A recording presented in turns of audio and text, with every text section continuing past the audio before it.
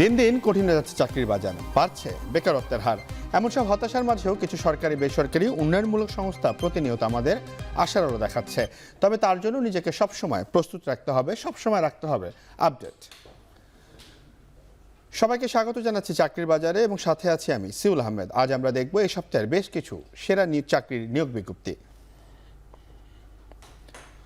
প্রথমে আমরা শুরু করতে চাই সরকারি কিছু চাকরির নিয়োগ বিজ্ঞপ্তিগুলো নিয়ে। আমাদের কাছে প্রথমেই আছে যে চাকরিটি, সেটি হচ্ছে যে বাংলাদেশ সেনাবাহিনী তাদের নিয়োগ বিজ্ঞপ্তির জন্য লোকবল নিয়োগ বিজ্ঞপ্তির জন্য নিয়োগ বিজ্ঞপ্তি প্রচার করেছে। আমরা একটু বিস্তারিত দেখতে চাই যে বাংলাদেশ সেনাবাহিনী তাদের কোন বিভাগে লোক নিচ্ছে। তারা যে বিভাগের নাম সেটি হচ্ছে মিনিস্ট্রি অফ ডিফেন্স কনস্টেবলারি, অর্থাৎ যেটিকে আসলে যেই পদে তারা লোক নিচ্ছে সেটি হচ্ছে সৈনিক পদে এবং পদ সংখ্যা হচ্ছে নির্ধারিত নয়, মানে যত অনেক বেশি পরিমাণে কিন্তু সৈনিক পদে লোকবল নিয়োগ দেওয়া হয়ে থাকে। শিক্ষাগত যোগ্যতা হচ্ছে এসএসসি পাস অথবা সমমান পাস। বৈবাহিক অবস্থা হচ্ছে অবশ্যই অবিবাহিত হতে হবে। প্রার্থীর ধরন হচ্ছে শুধুমাত্র পুরুষ সৈনিক প্রার্থীর জন্য আপনি আবেদন করতে পারবেন এবং বয়স হচ্ছে 16 মার্চ 2025 তারিখের মধ্যে 17 থেকে 25 বছরের মধ্যে হতে হবে এবং আবেদন ফি হচ্ছে 300 টাকা। আবেদনের নিয়মটি যদি একটু দেখেন সেটি হচ্ছে আগ্রহ প্রার্থীকে অবশ্যই টেলিটক প্রিপেড সিমের মাধ্যমে আবেদন করতে হবে এবং আবেদনের শেষ সময় হচ্ছে 20 ডিসেম্বর 2024। আমরা আরেকটি সরকারি নিয়োগ বিজ্ঞপ্তি নিয়ে একটু আলোচনা করছি আপনাদের। প্রধানমন্ত্রী শিক্ষা সহায়তা ট্রাস্টে হিসাব রক্ষণ কর্মকর্তা পদে জনবল নিয়োগের জন্য বিজ্ঞপ্তি দেওয়া হয়েছে। আমরা বিস্তারিত দেখতে চাই যে এই নিয়োগ বিজ্ঞপ্তির জন্য আসলে কী কী প্রয়োজন পড়ছে। প্রতিষ্ঠানের নাম হচ্ছে প্রধানমন্ত্রী শিক্ষা সহায়ক ট্রাস্ট এবং বিভাগের নাম হচ্ছে পিএমও অফিস অর্থাৎ প্রাইম মিনিস্টার অফিসে এবং পদের নাম হচ্ছে হিসাব রক্ষণ কর্মকর্তা এবং পদ সংখ্যা হচ্ছে নির্ধারিত তারা বলেনি। এবং শিক্ষাগত যোগ্যতা নিয়ে যদি আমরা একটু আলোচনা করি সেটি হচ্ছে স্নাতক বা স্নাতকোত্তর অর্থাৎ অনার্স বা মাস্টার্স কমপ্লিট থাকতে হবে। অভিজ্ঞতা এক্ষেত্রে প্রযোজ্য নয় এবং প্রার্থীর ধরন হচ্ছে নারী পুরুষ উভয় আবেদন করতে পারে। বয়সটি যদি আমরা দেখি যেটি সরকারি চাকরি, সে কারণে 18 থেকে 32 বছর এবং তারপরে যে বয়সগুলোতে আসলে আবেদন করতে পারবে সেটি হচ্ছে শুধুমাত্র প্রতিবন্ধী কিংবা মুক্তিযোদ্ধার সন্তান থাকলে তারা কিন্তু আবেদন করতে পারবে। বেতন হচ্ছে গ্রেড 10 বেতনে এই চাকরির জন্য আবেদন করা যাবে এবং 16,000 টাকা থেকে শুরু করে 38,640 টাকা পর্যন্ত, যেটি গ্রেড 10-এর যে বেতন কাঠামো। এবং আবেদনের নিয়ম হচ্ছে আগ্রহী প্রার্থীরা প্রধানমন্ত্রী শিক্ষা সহায়ক ট্রাস্টের মাধ্যমে আবেদন করতে হবে। আবেদনের শেষ সময় হচ্ছে 9 ডিসেম্বর 2024 এবং একই সাথে আবেদন ফি হচ্ছে টেলিটক প্রিপেডের মাধ্যমে 556 টাকা, যেটি অফেরত যোগ্য, সেটি 72 ঘন্টার মধ্যে আপনাকে পাঠাতে হবে। এরপরে আমরা আসলে একটু বেসরকারি যে কোম্পানিগুলো রয়েছে তাদের নিয়োগ বিজ্ঞপ্তি নিয়ে আলোচনা করতে চাই। আবুল খায়ের গ্রুপ কিন্তু তাদের একটি নিয়োগ বিজ্ঞপ্তি এই সপ্তাহে দিয়েছে। আমরা সেটির বিস্তারিত একটু দেখতে চাই। সেটি হচ্ছে আবুল খায়ের গ্রুপের যে প্রতিষ্ঠানের নাম, তাদের যে বিভাগ সেটা ডিস্ট্রিবিউশন বিভাগে কিন্তু তারা লোকবল নিয়োগের জন্য নিয়োগ বিজ্ঞপ্তি প্রকাশ করেছেন। পদের নাম হচ্ছে অফিসার পদে। পদ সংখ্যা তারা নির্ধারিত নয়, অর্থাৎ তারা আসলে একের অধিক লোকবল নিয়োগ নিতে পারে এবং শিক্ষাগত যোগ্যতা হচ্ছে স্নাতকোত্তর এবং অভিজ্ঞতা হচ্ছে 1 বছরের অভিজ্ঞতা।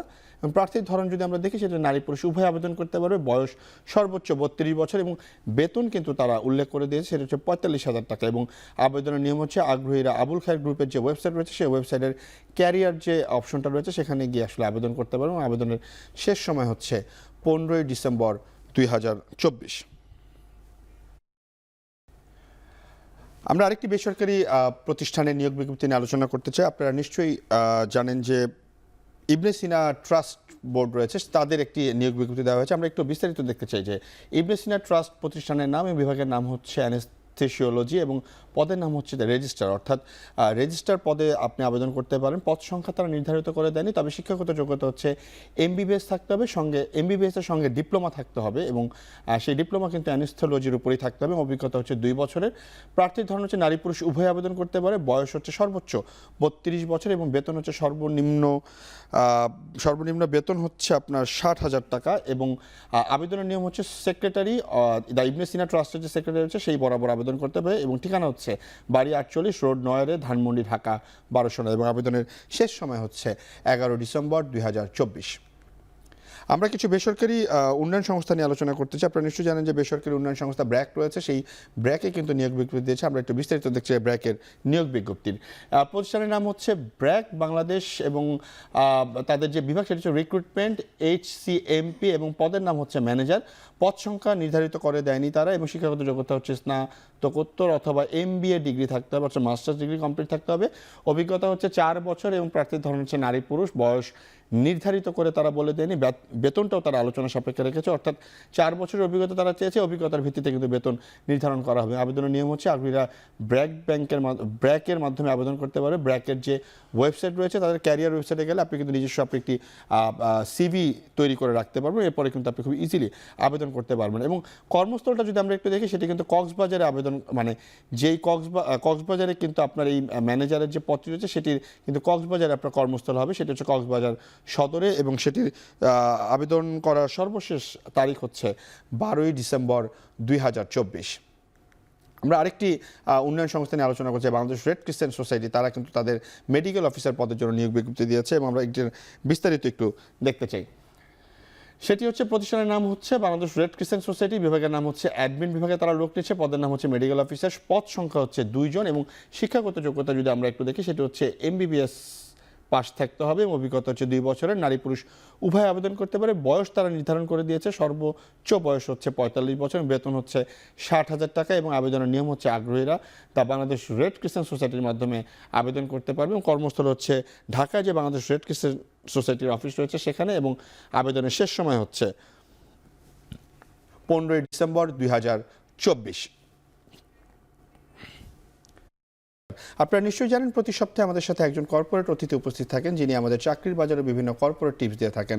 আজ আমাদের সাথে স্টুডিওতে উপস্থিত আছেন Saidul Azhar Sarwar, head of business parties group. Sarwar ভাই, কেমন আছেন? এই তো ভালো। আপনাকে অসংখ্য ধন্যবাদ যে আপনি আপনার ব্যস্ততার মাঝে আমাদেরকে সময় দিয়েছেন। ধন্যবাদ আপনাকে। আচ্ছা সারওয়ার ভাই, আমরা একটু জানতে চাই যে আসলে এই জুলাই আগস্ট গণ অভ্যুত্থানের পরে দেখলাম যে আমরা চাকরির বাজারটা একটু টালমাতাল ছিল, জবগুলো, নিয়োগ বিজ্ঞপ্তিগুলো বন্ধ ছিল। এখন আসলে কি অবস্থা বাজারের? সুন্দর প্রশ্ন করেছেন, এবং এটা গতানুগতিক প্রশ্নের বাইরে, কারণ আমরা জুলাই যে বিপ্লবটা আমরা দেখলাম এবং দেশের যে পরিবর্তনটা দেখলাম, সবাই তো আসলে এই পরিবর্তনের সাথে আমরা প্রস্তুত ছিলাম না। ফলে দেখা গেলো যে এটার একটা প্রভাব তো বিজনেসে পড়েছে, এটা অস্বীকার করার কোনো সুযোগ নেই। এবং সেই বিজনেস ট্রেন্ডটা এখনও পর্যন্ত আমি বলবো যে আগের ধারায় ফেরত এসে তাও না, দ্রব্যমূল্য থেকে শুরু করে সব কিছু, এবং এগুলোর সাথে বড় বড় কর্পোরেট হাউসগুলো তো একটা লিঙ্ক আপ আমাদের থাকেই, এবং এন্ড অফ দি ডে কনজিউমারের পারচেস ক্যাপাসিটি থেকে সব কিছু মধ্যখানে 2-3 মাস আমরা একটা স্থবিরতার মধ্যে দিয়ে গেছি। শুধু আমরা না, অন্যান্য হাউসগুলোকেও যদি আমরা দেখি, কিন্তু গত 1 মাস ধরে আমি বলবো একটা পজিটিভ ট্রেন্ডের মধ্যে দিয়ে আছে, এবং আমরা ইনভেস্টমেন্টে যাচ্ছি, আমরা এমপ্লয়মেন্ট ওপেন করছি, এবং আমরা আমাদের যে ভ্যাকেন্সিগুলো হচ্ছে সেখানেও কিন্তু আপনি দেখবেন যে বিডি জবস বা অন্যান্য সাইটগুলোতে ইতিমধ্যেই আমরা বিভিন্ন সার্কুলার দিয়ে দিচ্ছি, যেগুলো আমরা হয়তো বা ডিসেম্বর বা 1 জানুয়ারি আর মিড জানুয়ারির মধ্যে আমরা রিক্রুটমেন্টে যাচ্ছি। মানে চাকরি বাজারটা তার মানে আগের চেয়ে অনেকটা স্টেবল হয়ে গেছে, এখন অনেকটাই আগের ধারায় ফেরত আসছে আর কি। আচ্ছা, একটা জিনিস আসলে জানতে চাচ্ছি, সেটা হচ্ছে যে আমরা যখন আসলে নিয়োগ বিজ্ঞপ্তিটা প্রকাশ করি তখন তো আসলে অনেক মানুষ অ্যাপ্লাই করে, এখন তো অনেকটা AI এর মাধ্যমে আমরা একটা ফিক্স করে ফেলি। তো এরপরে আসলে অনেকগুলো ধাপ থাকে, লিখিত পরীক্ষা থাকে, মৌখিক পরীক্ষা থাকে। তো আসলে আপনার কোম্পানিতে কিংবা অন্যান্য কোম্পানিতে যখন আপনারা একটা লোককে নিয়োগ দেন, সেক্ষেত্রে একই পোস্টের জন্য 3-4 জন থাকে, যাদের অলমোস্ট বেশিরভাগ কোয়ালিফিকেশনগুলো সেম থাকে। সেক্ষেত্রে কোন জিনিসটা আপনাদেরকে আলাদা করে যে আমি এই লোকটাকে আসলে বেছে নেব? এটা আসলে জব তো বিভিন্ন ধরনের আছে, কিছু আছে টেকনিক্যাল জব, কিছু আছে আদার দেন টেকনিক্যাল। টেকনিক্যাল ক্ষেত্রে আমরা স্কিলটাকে অনেক বেশি ফোকাস করি, আর আদার দেন দি টেকনিক্যালের ক্ষেত্রে আমরা তার জবের সাথে তার এক্সপেরিয়েন্স বা ফ্রেশার হলে তার এঙ্গেজমেন্টটা কেমন ছিল স্টুডেন্ট লাইফে। আমি ব্যক্তিগতভাবে বা আমরা পার্টিস গ্রুপে আমরা যখন ভাইবা বোর্ডে দেখি, তার এক্সট্রা কারিকুলার অ্যাক্টিভিটিসগুলোর প্রতি আমরা অনেক বেশি ফোকাস করি। সে ক্লাবের সাথে ইনভলভ ছিল কিনা, সে কোনো ভলেন্টারি অর্গানাইজেশনে সে ইনভলভ ছিল কিনা, বা পড়াশোনার বাইরে সে কী কী কাজগুলো করেছে, কারণ পড়াশোনা তো হয়তো সবারই প্রোগ্রামগুলো অনেক ইম্পর্টেন্ট। কোন এবং ইন্টার্ন কোথায় করেছে, ইন্টার্নশিপ থেকে সে কী শিখেছে, সেগুলো একটু যাচাই করতে চাই। কারণ এডুকেশনের দিক থেকে হয়তো বা সিজিপিএ সবারই একই থাকতে পারে, বাট ওই জায়গায় গিয়ে একটু ডিফারেন্ট হয়। ওটা আসলে বেসিক্যালি আমরা লিডারশিপ এবং সফট স্কিলগুলো, এটা তো ফ্রেশারের ক্ষেত্রে, বাট একটু এক্সপেরিয়েন্সের ক্ষেত্রে আমরা যেটা দেখি যে পোস্টের জন্য নিয়ে অ্যাপ্লিকেশন করেছেন, তার যে এডুকেশন এবং তার যে এক্সপেরিয়েন্স, সেটা আমার যে কাঙ্ক্ষিত যে আমার পোস্ট, সেটার সাথে আসলে কতটুকু ফিট করে, এবং তার আসলে অ্যাডাপ্টেশন ক্যাপাসিটি কেমন, সে আমার এই পরিবেশে এসে কীভাবে তাকে মানিয়ে নিতে পারছে, সেটাও আমরা ওই ভাইবা বোর্ডে আমরা একটু জাজ করার চেষ্টা করি। আচ্ছা, এটা আসলে কতটুকু ইম্পর্টেন্ট সারওয়ার ভাই, যে আসলে আমরা যখন একটা কোম্পানিতে চাকরি করি, আমরা একটা এনভায়রনমেন্টের মধ্যে আসলে থাকি। যখন আমি আদার একটা কোম্পানিতে চাকরির জন্য আবেদন করি, সেই কোম্পানির এনভায়রনমেন্টের সাথে এই কোম্পানির এনভায়রনমেন্ট নাও মিলতে পারে। সেক্ষেত্রে এনভায়রনমেন্টটা কি অনেক বেশি ইম্পর্টেন্ট আপনাদের কাছে? সে কোন পরিবেশে আগে কাজ করে এসে তার থেকে তার আসলে আমাদের সাথে মানিয়ে নেওয়ার ক্যাপাসিটি কতটুকু, সেটা আসলে একটা যিনি এমপ্লয়ি হিসেবে আমাদের এখানে আসতে চান বা আমাদের সাথে কাজ করতে চান, তার আসলে এদিকে অনেক বেশি ফোকাস থাকা উচিত। কারণ এটাও একটা কিন্তু কোয়ালিটি, আপনি যে পরিবেশেই যান না কেন সেই পরিবেশের কিভাবে সাথে survive করতে অফিস তো আপনার সাথে মানিয়ে নেবে না, কারণ অফিস একটা বৃহৎ প্রেক্ষাপট এবং অনেকদিন ধরে সেই লিগেসিটা আপনার মেনটেন করে এসছে। ফলে একজন ব্যক্তি যখন বা একজন ফ্রেশারও যদি কখনো কোনো কোথাও জয়েন করতে চায়, আসলে তাকেই কিন্তু অ্যাডাপ্টেশন করে নিতে হবে ওই পরিবেশের সাথে। এবং প্রত্যেকটা কর্পোরেট হাউসেরই কম বেশি কালচার একই রকমই থাকে, সেটা ফলে আমি রিকোয়েস্ট করবো ফ্রেশার বা যারা এক্সপিরিয়েন্স, তারা যদি আগে থেকেই কোম্পানির সম্পর্কে যদি একটু ধারণা নেয়, কী ধরনের পণ্য, তাদের কালচার কেমন এবং তার যে স্কিলনেস আছে বা তার যে অ্যাডাপ্টেশন ক্যাপাসিটি আছে, সেটা ওই কর্পোরেট কালচারের সাথে কতটুকু ফিজিবল হবে, আগে থেকে যদি একটু জানাশোনা থাকে, আমি মনে করি যে তার জন্য এটা অনেক বেশি ভালো হবে। আচ্ছা, আসলে এটা প্রায় 2024 প্রায় শেষের দিকে, তারপর আমাদের এখনো সিভি রেটিং নিয়ে কথা বলতে, আর আপনারা তো অনেক সিভি আসলে দেখেন। সিভি রেটিং এর ক্ষেত্রে আপনার কোনো টিপস আছে নাকি? কিংবা সিভি রেটিং আমরা দেখি যে একটা সিভি আমরা আসলে বিভিন্ন জায়গায় পাঠাচ্ছি, সেক্ষেত্রে এটা কি খুবই গুরুত্বপূর্ণ যে কোম্পানির প্রোফাইল পড়ে কোন পোস্টের জন্য লোক চাচ্ছে সেটা চিন্তা করে সিভিগুলোকে রেগুলার বেসিসে আপডেট করা?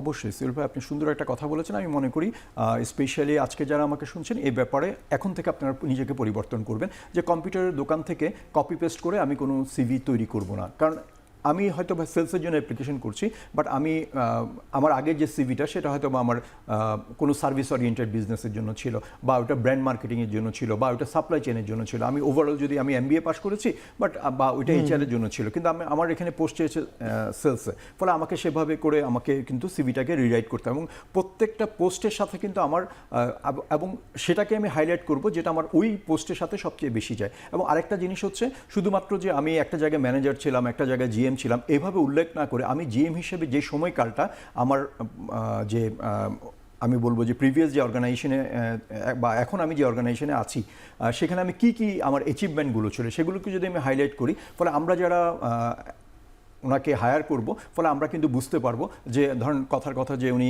লিখলেন যে উনি সেলস ম্যানেজার ছিলেন, বাট উনি যদি এভাবে লিখেন কথাটা যে আমি 300 লোককে আমি লিড করেছি, আমি 455 জন ডিস্ট্রিবিউটর, তাহলে আমি বুঝতে পারবো আসলে সে কি ধরনের সেলস ম্যানেজার ছিল এবং আমি যে পোস্টের জন্য তাকে চাচ্ছি সে আসলে এটার সাথে ফিট করবে কিনা। হয়তো দেখা গেল যে আমি চাচ্ছি আমার যে টিম সেখানে 1000 জনকে লিড করতে হবে, ফলে আমি তার ক্রাইটেরিয়া দেখে বুঝবো যে সে আসলে আমার টিমের সাথে কোঅপ করতে পারবে, মানে তার জব রেসপন্সিবিলিটি স্পেসিফিক ভাবে লিখে দেওয়া এবং তার অ্যাচিভমেন্টগুলো, এবং সিভি হওয়া উচিত অ্যাচিভমেন্ট বেসড। স্যার ভাই, অসংখ্য ধন্যবাদ আপনাকে, আপনি আমাদের সময় দিয়েছেন। পরবর্তীতে আমরা হয়তো আপনার সাথে আবারও কথা বলবো। ধন্যবাদ দর্শক, এতক্ষণ সাথে থাকার জন্য সবাইকে অসংখ্য ধন্যবাদ। দেখা হবে পরবর্তী সপ্তাহে। তবে আপনার কোম্পানির যে কোনো নিয়োগ বিজ্ঞপ্তি প্রচারের জন্য আমাদের সাথে যোগাযোগ করুন, এবং যারা চাকরির জন্য আবেদন করতে চাচ্ছেন তারা আমাদেরকে ইমেইলে আপনার সিভি পাঠিয়ে রাখুন। আপনার কোম্পানি বা প্রতিষ্ঠানের নিয়োগ বিজ্ঞপ্তি এবং সিভি পাঠানোর ঠিকানা চাকরির বাজার @এখন.tv। এবং শেষ করছি, চাকরির বাজার এখন টেলিভিশন ওয়েবসাইট দেখতে ভিজিট করুন www.এখন.tv, এবং এখন টেলিভিশনের ফেসবুক দেখতে ভিজিট করুন facebook.com/tv.এখন, এবং ইউটিউবে এখন টেলিভিশন দেখতে ভিজিট করুন youtube.com/c/এখন TV।